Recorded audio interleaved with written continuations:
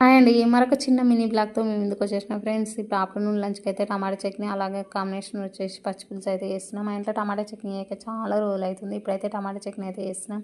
Mutton, chicken కంటే ఇట్లా చట్నీలు చేసినామనుకో ఇష్టంగా తింటారు మా ఇంట్లో. ఆ రోజైతే ఓ ముద్ద ఎక్కువనే తింటారు.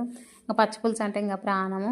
నేనంటే ఆనియన్స్ అయితే అట్లే డైరెక్ట్ ఏస్తా పచ్చి పులుసులోకి. మనం తాలింపు లేకుండా అట్లా డైరెక్ట్ ఏసినామనుకో మంచిగా అనిపిస్తది. ఉదయం అయితే తైదమ్మలు కాసుకుంది అయినాం. ఇంక 12 గంటలకైతే వంట స్టార్ట్ చేసినాం. ఫస్ట్ బియ్యం కడిగి పొయ్యి మీద పెట్టేసినా, ఇంక అన్నం ఉడకంగా రెడీ అయ్యేలోపు అయితే ఇంక కూరగాయలు కట్ చేసి పొయ్యి మీద పెట్టేసి, నెక్స్ట్ అయితే ఇంకా పచ్చిపులుసు అయితే రెడీ చేసేస్తున్నాం. కొంచెం ఉప్పు, బెల్లం ముక్క, ఆనియన్స్ ఇట్లా వేసేసి నెక్స్ట్ అయితే తాలింపు పెట్టేసి పచ్చిపులుసులోకి కలిపేసి పచ్చిపులుసు అయితే రెడీ అయిపోయినాక ఇంకా టమాటా చట్నీ అయితే మిక్స్ అయితే పట్టేసినా. ఇంకా రోట్లో రుబ్బుదాం అనుకునే లేట్ అవుతుంది అన్నట్టుగా ఇంకా మిక్సీ పట్టేసినా. కొంచెం గరుకు పట్టేసినా. మెత్తగా పట్టినాం అనుకో తినరు అసలు. చట్నీ అయితే మెత్తగా ఉంటే అసలు ఇష్టపడరు. గరుకు పట్టేసి ఇంకా వేడి వేడి అన్నం వండుకొని ఇంకా వేడి వేడి అన్నంలో అయితే తిన్నాము ఫ్యామిలీ అయితే. ఫ్రెండ్స్, ఈ వీడియో నచ్చితే ఒక చిన్న